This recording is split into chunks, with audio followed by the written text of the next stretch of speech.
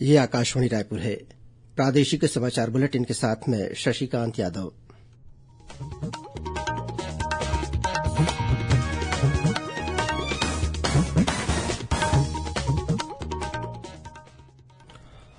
और अब पेश है आज के मुख्य समाचार। केंद्र सरकार ने स्पष्ट किया है कि जिन लोगों के मतदाता पहचान पत्र आधार से जुड़े नहीं हैं, उनका नाम मतदाता सूची से नहीं हटाया जाएगा। राज्य के विभिन्न जिलों के नगर निगम, नगर पालिका परिषद, नगर पंचायतों और त्रिस्तरीय पंचायत संस्थाओं में रिक्त पदों के लिए होने वाले उपचुनाव के तहत आज से नामांकन पत्र दाखिल करने की प्रक्रिया शुरू। छत्तीसगढ़ माध्यमिक शिक्षा मंडल ने 10वीं और 12वीं बोर्ड की मुख्य परीक्षाओं के लिए समय सारणी जारी की।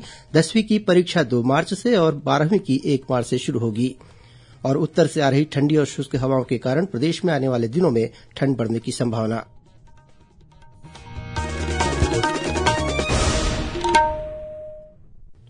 अब समाचार विस्तार से। केंद्र सरकार ने स्पष्ट किया है कि जिन लोगों के मतदाता पहचान पत्र आधार से जुड़े नहीं हैं, उनका नाम मतदाता सूची से नहीं हटाया जाएगा। केंद्रीय विधि मंत्री किरेन रिजिजू ने लोकसभा में यह जानकारी देते हुए कहा कि मतदाता पहचान पत्र को आधार से जोड़ना स्वैच्छिक है। निर्वाचन आयोग ने इस वर्ष अगस्त से स्वैच्छिक आधार पर मौजूदा और भावी मतदाताओं की आधार संख्या एकत्र करने का कार्यक्रम शुरू किया है। डाटाबेस के दुरुपयोग को रोकने के बारे में विधि मंत्री ने कहा कि आयोग इस संबंध में भारतीय विशिष्ट पहचान प्राधिकरण के दिशा निर्देशों का सख्ती से पालन कर रहा है। राज्य के विभिन्न जिलों के नगर निगम, नगर पालिका परिषद, नगर पंचायतों और त्रिस्तरीय पंचायत संस्थाओं में रिक्त पदों की पूर्ति के लिए होने वाले उपचुनाव के तहत आज से नामांकन पत्र दाखिल करने की प्रक्रिया शुरू हो गई है। नामांकन जमा करने की अंतिम तिथि 23 दिसंबर है। वहीं नामांकन पत्रों की जांच 24 दिसंबर से की जाएगी। उम्मीदवार 26 दिसंबर तक अपना नाम वापस ले सकेंगे और इसी दिन चुनाव चिन्हों का आवंटन किया जाएगा। त्रिस्तरीय पंचायत चुनाव और निकाय चुनाव के तहत मतदान 9 जनवरी को होगा। मतदान मतपत्र द्वारा राज्य निर्वाचन आयोग की मतपेटी से कराया जाएगा। गौरतलब है कि राज्य में 1 जिला पंचायत सदस्य, 10 जनपद पंचायत सदस्य, 127 सरपंच और 597 पंच सहित कुल 735 रिक्त पदों पर उपचुनाव कराया जाएगा। वहीं प्रदेश के 12 जिलों के 14 नगरीय निकायों में 15 वार्ड पार्षदों के पदों पर भी उपचुनाव होना है। मुख्यमंत्री भूपेश बघेल के नेतृत्व में राज्य सरकार के कार्यकाल के 4 वर्ष पूरे होने के उपलक्ष्य में कल 17 दिसंबर को गौरव दिवस के रूप में मनाया जाएगा। इस अवसर पर मुख्यमंत्री जनता के नाम संदेश भी देंगे। कल सुबह 11 बजे से राज्य के सभी गौठानों, तेंदूपत्ता संग्रहण केन्द्रों, नगरीय क्षेत्रों के प्रत्येक वार्डों के अलावा प्राथमिक सहकारी सोसायटी परिसर और धान खरीदी केन्द्रों में कार्यक्रमों का आयोजन किया जाएगा। इस मौके पर जनसंपर्क विभाग द्वारा स्लोगन, फोटोग्राफी और रील प्रतियोगिता का आयोजन भी किया जाएगा। प्रतियोगिताओं में भाग लेने के लिए इच्छुक व्यक्तियों को 5 जनवरी तक www.cgmodel.in वेबसाइट पर अपनी प्रविष्टियां भेजनी होंगी। प्रतियोगिता के लिए पर्यटन, प्रकृति, आर्किटेक्चर, जन सुविधाएं, स्वच्छता, शिक्षा, त्योहार परंपराएं, विकास कार्य और शासकीय योजनाओं पर आधारित विषयों को शामिल किया गया है। इस बीच अनुसूचित जनजाति मोर्चा के प्रदेश अध्यक्ष विकास मरकाम ने राज्य सरकार के 4 साल के कार्यकाल को आदिवासियों की बदहाली और बर्बादी का कार्यकाल बताया। उन्होंने आरोप लगाया कि प्रदेश सरकार ने आरक्षण से लेकर शिक्षा, पेयजल, सड़क और आवास तक के लिए आदिवासियों के साथ सौतेला व्यवहार किया है। मुख्यमंत्री भूपेश बघेल ने कहा है कि प्रदेश में साइबर थाने खोले जाएंगे। यह बात उन्होंने आज महासमुंद में आयोजित पत्रकार वार्ता में कही। श्री बघेल ने बताया कि अभी 3 स्थानों पर साइबर थाने शुरू हो गए हैं। उन्होंने करनी में पावर प्लांट को लेकर ग्रामीणों द्वारा किए जा रहे विरोध को देखते हुए इसके निराकरण के निर्देश कलेक्टर को दिए। पत्रकारों से बातचीत के दौरान मुख्यमंत्री ने कहा कि वह दिन भी आएगा जब स्वामी आत्मानंद अंग्रेजी माध्यम स्कूलों में छत्तीसगढ़ी बोली में सिलेबस तैयार किया जाएगा। इससे पहले भेंट मुलाकात कार्यक्रम के तहत मुख्यमंत्री भूपेश बघेल ने कल महासमुंद जिले के पटेवा में स्वामी आत्मानंद अंग्रेजी माध्यम स्कूल खोलने की घोषणा की। साथ ही उन्होंने विभिन्न विकास कार्यों की भी मंजूरी दी। छत्तीसगढ़ माध्यमिक शिक्षा मंडल ने 10वीं और 12वीं बोर्ड की मुख्य परीक्षाओं के लिए समय सारणी जारी कर दी है। मंडल से प्राप्त जानकारी के अनुसार 10वीं की परीक्षा आगामी 2 मार्च से शुरू होगी, जो 24 मार्च तक चलेगी। वहीं 12वीं की परीक्षा 1 मार्च से शुरू होकर 31 मार्च तक होगी। इसके साथ ही शारीरिक प्रशिक्षण पत्रोपाधि परीक्षा 1 मार्च से 13 मार्च तक ली जाएगी।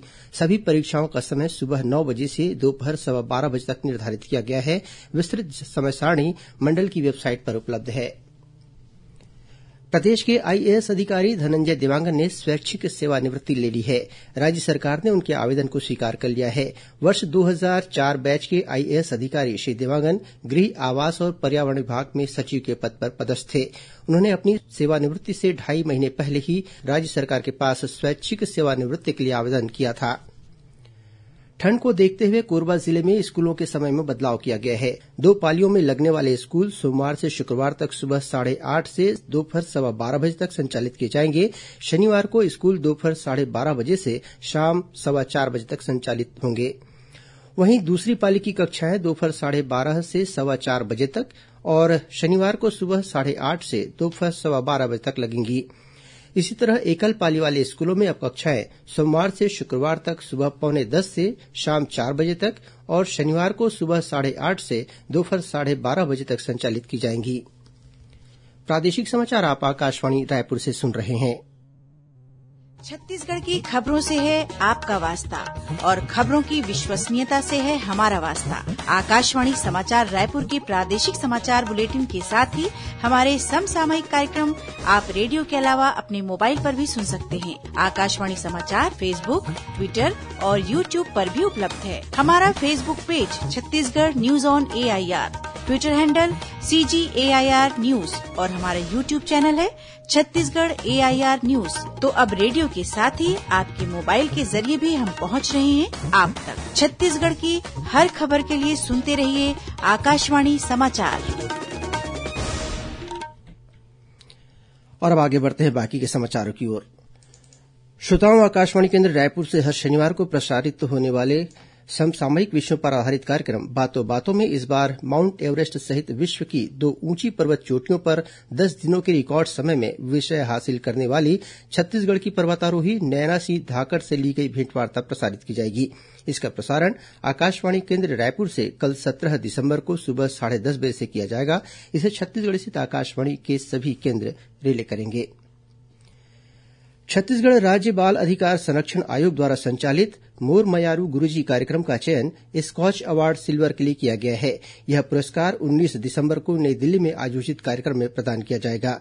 महिला और बाल विकास मंत्री अनिला भेड़िया और राज्य बाल अधिकार संरक्षण आयोग की अध्यक्ष तेज कुंवर नेताम यह पुरस्कार ग्रहण करेंगी। स्कॉच संस्था द्वारा नामांकन से लेकर अंतिम चरण तक लगभग 7 स्तरों पर चरणबद्ध तरीके से मूल्यांकन करने के बाद यह सम्मान दिया जा रहा है। गौरतलब है कि मोर मयारू गुरूजी कार्यक्रम के माध्यम से आयोग ने प्रदेश के लगभग 2000 शिक्षकों को प्रशिक्षित किया है।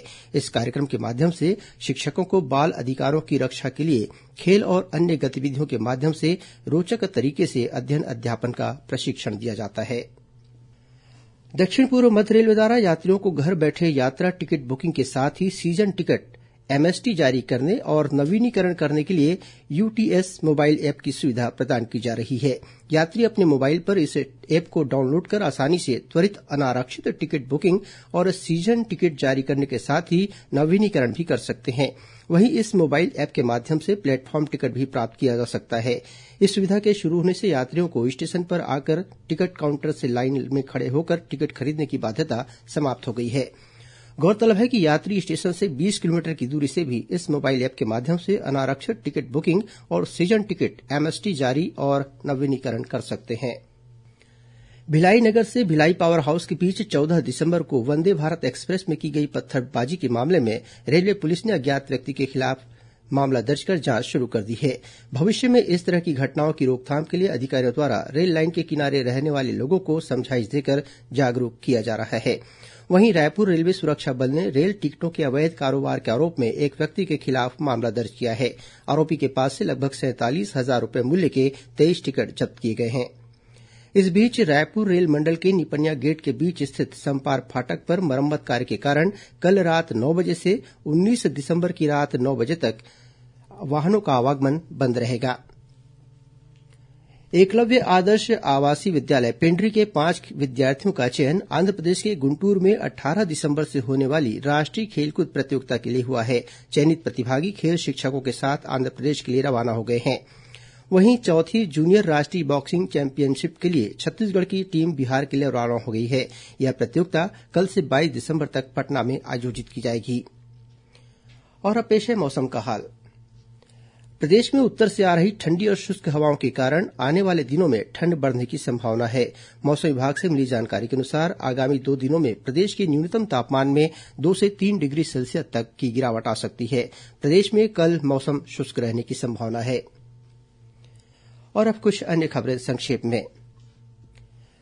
राष्ट्र वर्ष 1971 के बांग्लादेश मुक्ति संग्राम में पाकिस्तान पर भारत की विजय के उपलक्ष्य में आज विजय दिवस मना रहा है। इस युद्ध में प्राण न्योछावर करने वाले वीरों के बलिदान का स्मरण किया जा रहा है और उन्हें श्रद्धांजलि अर्पित की जा रही है। संयुक्त प्रवेश परीक्षा जेईई मेन्स 2023 के लिए पंजीकरण प्रक्रिया शुरू हो गई है। उम्मीदवार राष्ट्रीय परीक्षण एजेंसी की आधिकारिक साइट पर ऑनलाइन आवेदन कर सकते हैं। भारतीय जनता पार्टी विधि प्रकोष्ठ की कार्यसमिति की बैठक कल आयोजित की गई है। बैठक में पार्टी के राष्ट्रीय उपाध्यक्ष डॉक्टर रमन सिंह, प्रदेश अध्यक्ष अरूण साव और क्षेत्रीय संगठन महामंत्री अजय जामवाल सहित वरिष्ठ पदाधिकारी मार्गदर्शन देंगे। और बिलासपुर जिले के रतनपुर थाना क्षेत्र में कोरबी हरदीपारा गांव के पास ट्रैक्टर की चपेट में आने से मोटरसाइकिल सवार एक व्यक्ति की मौके पर ही मौत हो गई। अंत में मुख्य समाचार एक बार फिर।